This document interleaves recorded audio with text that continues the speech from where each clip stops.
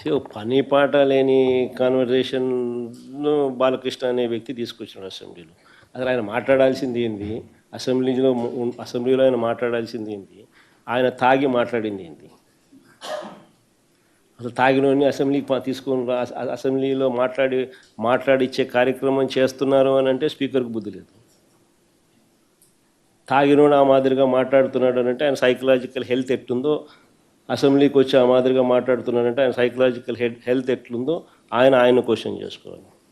ఓ పని పాట లేని కాన్వర్జేషన్‌ను బాలకృష్ణ అనే వ్యక్తి తీసుకొచ్చినాడు అసెంబ్లీలో. అసలు ఆయన మాట్లాడాల్సింది ఏంది?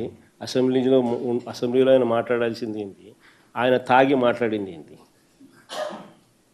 అసలు తాగినోడిని అసెంబ్లీకి తీసుకొని అసెంబ్లీలో మాట్లాడిచ్చే కార్యక్రమం చేస్తున్నారు అని అంటే స్పీకర్‌కి బుద్ధి లేదు.